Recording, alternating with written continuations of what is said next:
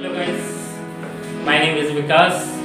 Start करते हैं nature of management. हम लोगों ने लास्ट वीडियो में पढ़ा था इम्पोर्टेंस ऑफ मैनेजमेंट के बारे में। तो वीडियो काफ़ी बड़ा हो गया था, तो हम नहीं चाहते कि ज़्यादा बड़ा हो, आप लोग को बोरिंग लगे वीडियोस। तो हम इसलिए वीडियोस काफ़ी छोटा बना रहे हैं कि वो वीडियो ज़्यादा बड़ा ना हो, आपको बोरिंग फील भी ना हो। तो हम लोग अपना स्टार्ट करते हैं नेचर ऑफ मैनेजमेंट का वीडियो। और हम इस वीडियो में आपको इस चैप्टर्स का फर्स्ट चैप्टर का nature and significance of management का पूरा लेक्चर्स का पीडीएफ प्रोवाइड कर रहे हैं। आप लोग अगर चाहे तो हमारे लिंक से डिस्क्रिप्शन से उस चीज़ को डाउनलोड कर सकते हैं। और आप लोग प्लीज़ इसको करने से पहले इसका पास रिकैप जरूर देंगे। Thank you so much.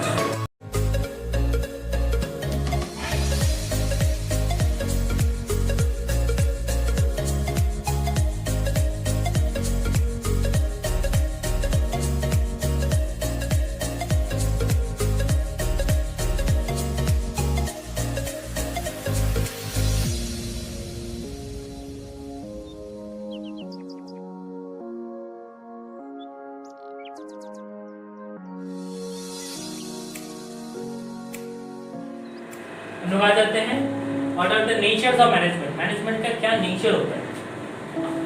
Nature of management बोले तो मैनेजमेंट साइंस है, आर्ट है या प्रोफेशन है। इसके लिए बहुत सारा स्कॉलर्स थे जिन्होंने बहुत सारे बात बोला है। बहुत लोग बोले कि मैनेजमेंट इज अ साइंस, बहुत लोगों ने बोला मैनेजमेंट इज आर्ट, बहुत लोगों ने बोला मैनेजमेंट इज अ प्रोफेशन। तो बहुत सारा चलता रहा है। अब हम लोग भी देखते हैं कि मैनेजमेंट एक्चुअल में साइंस है, कॉमर्स है, साइंस है, आर्ट्स है या फिर प्रोफेशन।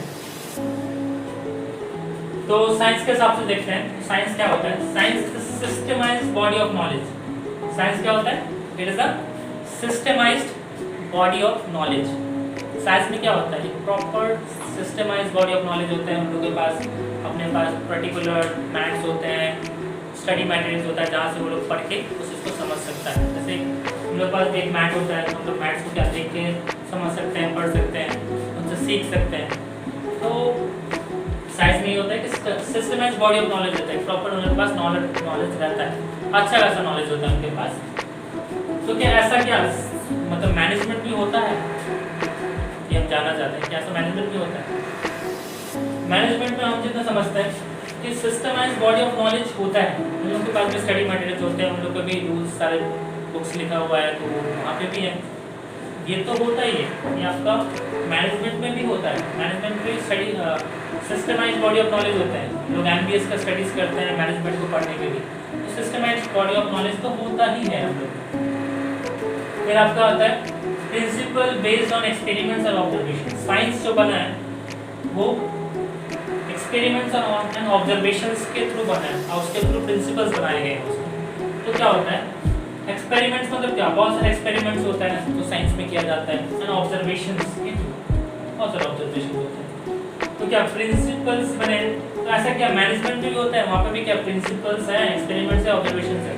अगर हम लोग देखें तो मैनेजमेंट में भी प्रिंसिपल्स है, कुछ प्रिंसिपल्स बने, बट वहाँ पर एक्सपेरिमेंट्स एंड ऑब्जर्वेशंस वैसे नहीं होता, बट होता है। ऐसा नहीं बोल सकते कि नहीं होता, बट वहाँ पर भी प्रिंसिपल्स बने हैं। जैसे बोल सकते हैं 40 प्रिंसिपल्स ऑफ एप्टीट्यूड्स बने हैं, साइंटिफिक मैनेजमेंट का प्रिंसिपल्स है, ये सब प्रिंसिपल्स बने हैं। बट प्रॉपर बोल सके एग्जैक्ट साइंस है तो नहीं, उसमें अकॉर्डिंग टू सिचुएशन के हिसाब से ढल भी जाता है। बट साइंस क्या होता है, वो हर एक सिचुएशन में सेम ही रहेगा, चेंज नहीं होता। तो ये भी होता है बट नहीं भी होता, बोल सकते हैं 50-50। थर्ड होता है यूनिवर्सल वैलिडिटी। यूनिवर्सल वैलिडिटी मतलब होता है कि साइंस ऐसा है कि हर एक जगह सेम ही रहेगा, हर एक जगह सेम ही रहेगा, कहीं पे भी चेंज नहीं होता। अगर साइंस का बात करें तो उसकी यूनिवर्सल वैलिडिटी होता है, हर जगह सिमिलर ही रहेगा। बट अगर मैनेजमेंट का बात करें तो मैनेजमेंट हर एक जगह सेम नहीं होता, हर एक चीज़ में चेंज आते रहता है और चेंज होते रहता है। तो यूनिवर्सल वैलिडिटी एग्जैक्ट नहीं है, ये चेंज होता है। फिर हम लोग देखते हैं क्या मैनेजमेंट आर्ट्स है।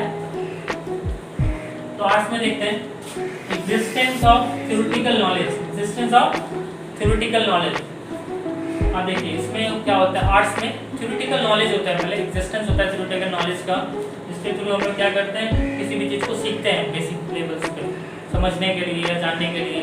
किसी भी स्किल्स को सीखने के लिए पहले उसका थ्योरेटिकल नॉलेज होना बहुत ज़रूरी है। तो मैनेजमेंट में भी ऐसा होता ही, हम लोग अगर मैनेजमेंट करते हैं, किसी चीज़ का मैनेज करते हैं, कि बड़े बड़े कंपनी में या ऑर्गेनाइजेशन में जाके जब काम करते हैं मैनेजमेंट लेवल पे, तो हम लोग को भी तो बेसिक्स लेवल पे कुछ सीखना पड़ता है कि मैनेजमेंट पे कैसे करना है क्या नहीं करना। तो ये तो हम लोग के मैनेजमेंट में भी होता ही है। फिर पर्सनल एप्लीकेशन क्या होता है? पर्सनल एप्लीकेशन मतलब जैसे एक आर्टिस्ट होते हैं, आर्टिस्ट एक पेंटर है, उनके पास अपना कुछ एप्लीकेशन होता है, अपना तरीका होता है उसके यूज़ करने का। तो वो लोग उसके थ्रू या अपना एक पर्सनल स्किल्स होता है उसके थ्रू लोग उस चीज़ को अप्लाई करते हैं, उसके थ्रू काम करते हैं या उसके थ्रू कुछ पेंटिंग बनाते हैं। तो ऐसा तो मैनेजमेंट में देखने को मिल सकता है कि मैनेजमेंट में एक मैनेजर के पास अपना अलग तरीके से एक तरीका होता है डील करने का कि हम लोग कैसे अपने स्टाफ्स के साथ बात करेंगे, कैसे उनसे सब मान लीजिए कि एक अपना एम्प्लॉय आया, वो लेट हो गया, तो हम लोग क्या करेंगे, उसको क्या डांटेंगे या बोलेंगे कि आप आए हैं, आप लेट से क्यों आए या नहीं आए। ये तरीका होता है मैनेजमेंट का, हर एक मैनेजर का अपना अलग तरीका होता है उसके साथ बात करने का, उसके साथ डील करने का, और अपना अपना अलग अलग स्किल्स होता है जिसके थ्रू वो लोग अपने ऑर्गेनाइजेशंस को चलाते हैं। तो होता है based on practice and creativity. आप तो बोल सकते हैं कि आर्ट्स क्या है, based on practice and creativity होता है। बहुत सारे इसमें प्रैक्टिसेस लगता है, तब जाके हम लोग जैसे पेंटर बहुत सारा पेंटिंग का प्रैक्टिस करता है, तब जाके वो अपना एक पेंटिंग खुद का कर पाता है, तब वो क्रिएटिविटी ला पाता है कुछ कर मतलब अपने अंदर। वैसे ही क्या मैनेजमेंट में भी होता है, मैनेजमेंट में प्रैक्टिसेस भी होता है और क्रिएटिविटी होता है, क्योंकि मैनेजर हमेशा एक ऑर्गेनाइजेशन में डेली बेसिस पे काम करता है, तो वो हमेशा उस चीज़ को प्रैक्टिस करते रहता है और वो हमेशा कुछ ऐसा टेक्निक्स या ऐसा कुछ इक्विपमेंट्स का यूज़ करने का सोचता है जिससे उस ऑर्गेनाइजेशन का भला हो, जिससे उसका कॉस्ट कमे या फिर ऑर्गेनाइजेशन को और बेटर बनाया जा सके, उसके एम्प्लॉयमेंट का भला हो सके। ये सब कुछ हम लोग देखते हैं। साथ में मैनेजमेंट का प्रोफेशन है, मैनेजमेंट इज अ प्रोफेशनल जब देखें तो उसमें well defined body of knowledge होता है। Well defined body of knowledge, एक प्रोफेशनल्स वो होते हैं जो वेल डिफाइंड होते हैं, उनके पास नॉलेज बहुत होता है, अपने वो फील्ड के मास्टर होते हैं, उनके फील्ड के मामले में वो बहुत अच्छे से जानते हैं, जैसे डॉक्टर, लॉयर, ये सब बहुत अच्छा जानते हैं। तो कैसे मैनेजमेंट में होता है, तो हम बोल सकते हैं कि मैनेजमेंट में भी ऐसा होता ही है। मैनेजमेंट में भी जो लोग होते हैं मैनेजर्स, वो लोग वेल डिफाइंड नॉलेज होते हैं, वो लोग MBA ये सब करके आते हैं, तो उनके पास भी वेल डिफाइंड नॉलेज होता है और एक नॉलेज होता है। सेकंड क्या होता है, रिस्ट्रिक्टेड एंट्री। प्रोफेशन में रिस्ट्रिक्टेड होता है क्योंकि हर एक प्रोफेशंस का एक पर्टिकुलर एक कोई एसोसिएशन होता है जहाँ से उसको स्टडी करना पड़ता है, जहाँ पर अगर उसके जब तक वो अपने एग्जाम से अगर उस चीज़ का क्रैक ना करे तब तक वो प्रोफेशंस नहीं कराएंगे। जैसे हम लोग अगर बात करते हैं कॉमर्स की लाइन में, तो चार्टर्ड अकाउंटेंट, फर्स्ट अकाउंटेंट होता है, तो एक प्रोफेशनल कब होता है, जैसे हम लोग को सबसे पहले CA का एग्ज़ाम क्रैक करना पड़ता है, कंप्लीट करना पड़ता है, हम लोग को प्रैक्टिकल ट्रेनिंग लेना पड़ता है, तब जाके वो एक चार्टर्ड अकाउंटेंट CA कहलाते हैं। तो वैसे ही क्यों नहीं कहलाते, उनको तो बहुत सारे नॉलेज लेना पड़ता है या फिर ट्रेनिंग एग्जाम्स देना पड़ता है, उनका एंट्रेंस एग्जाम देना पड़ता है, फाइनल एग्जाम क्रैक करना पड़ता है, प्रैक्टिकल नॉलेज लेना पड़ता है। तो ऐसे ही क्या सब लोग CA बन सकता है, ऐसा तो हमको नहीं लगता कि सभी बन सकता है। तो क्या होता है, रिस्ट्रिक्टेड एंट्री होता है, सभी लोग नहीं एंटर कर सकते जब तक वो क्रैक ना करें। बट मैनेजमेंट में भी कैसा होता है, मैनेजमेंट में तो I think so restricted entry नहीं है। ऐसा जरूरी नहीं है कि हम हर एक मैनेजर जो होते हैं जो टॉप लेवल पर काम करते हैं वो लोग बहुत MBA करके आए हुए हैं, ऐसा कोई अभी तक बना नहीं है कि कोई प्रोफेशनल डिग्री है कि उसी को करके आप एक मैनेजर बन सकते हैं, कंपनी को संभाल सकते हैं, चला सकते हैं, ऐसा कोई अभी तक बना नहीं है। बट एक आदमी अपना नॉलेज के थ्रू भी उस चीज़ को चलाया जा सकता है, उसको चला सकते हैं। तो रिस्ट्रिक्टेड एंट्री उतना नहीं है मैनेजमेंट। प्रोफेशनल एसोसिएशन, हर एक प्रोफेशन का एक अपना प्रोफेशनल एसोसिएशन होता है, ठीक है, हर एक एसोसिएशन का अपना एसोसिएशन होता है, मतलब किसी भी प्रोफेशनल्स का। जैसे अगर हम लोग CA करते हैं तो CA हम लोग कहाँ से करते हैं, institute of chartered accountant of India. अगर हमको डॉक्टर बनना है तो हमको डॉक्टर बनने के लिए the bar council of India, क्या बोलते हैं, the medical council of India से स्टडी करना पड़ता है। तो हर चीज़ के प्रोफेशनल एसोसिएशन होता है। जैसे AIMA बना हुआ है, जो कि ओनली फॉर मतलब मैनेजमेंट के लिए भी एक एसोसिएशन बना हुआ है, बट इसमें पढ़ना जरूरी नहीं है। मतलब ऐसा नहीं है कि आपको यहाँ से पास होना ही पड़ेगा, आपको यहाँ पर रजिस्टर्ड होना ही पड़ेगा। बहुत लोग करते हैं, बहुत लोग नहीं भी करते हैं। तो ऐसा नहीं बोलेंगे कि वो लोग चला नहीं रहे, कंपनी को मैनेज नहीं कर रहे, वो लोग भी चला रहे। फोर्थ होता है ethical code of conduct. Ethical code of conduct क्या होता है? एक ऑर्गेनाइजेशन होता है या फिर जो बोल सकते हैं प्रोफेशन में, जैसे एक डॉक्टर्स होते हैं तो डॉक्टर्स का कुछ एथिकल कोड ऑफ कंडक्ट होता है। जैसे कि अगर हम बोल सकें कि अगर एक डॉक्टर्स मान लेते हैं किसी भी पेशेंट का अगर ऑपरेशन करने जाता है तो उस समय कोई भी मतलब वो एल्कोहलिक मतलब कंजम्पशन नहीं कर सकता, कोई भी ड्रग्स ऐसा कुछ नहीं ले सकता जिससे उसमें प्रॉब्लम हो। तो उसका कुछ कोड ऑफ कंडक्ट है, कुछ रूल्स हैं, कुछ कोड है जिसको वो फॉलो करना ही पड़ेगा। बट ऐसा क्या प्रोफेशन में भी होता है,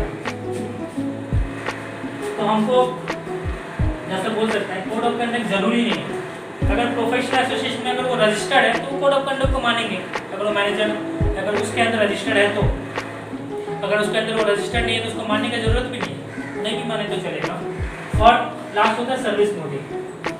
तो प्रोफेशनल सर्विस मोटिव होते हैं, वो सर्विस प्रोवाइड करते हैं, कोई भी काम लगता है, अगर कुछ भी प्रॉब्लम होता है तो वो लोग सर्विस प्रोवाइड करते हैं। तो मैनेजर्स जो भी होते हैं वो भी एक कंपनीज में अपना सर्विस ही देते हैं, तो लोग का भी काम सर्विस देना ही होता है।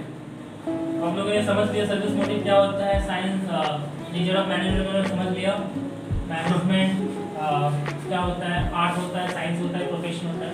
अगर हम मैथमेटिक्स को बोलें तो management is science, art and profession, तीनों ही होता है।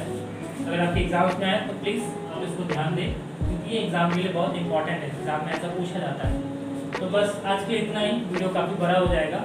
तो हम इस वीडियो के बाद levels of management, coordination and features and functions of management next video में कंटिन्यू करेंगे। तो आज के लिए बस इतना ही। Thank you so much. आप लोग प्लीज़ मेरे वीडियो को लाइक करें, सब्सक्राइब करें, बेल आइकन को क्लिक करें और ज़्यादा से ज़्यादा हो सके तो अपने फ्रेंड्स के साथ शेयर करें। Thank you so much. Thanks for watching.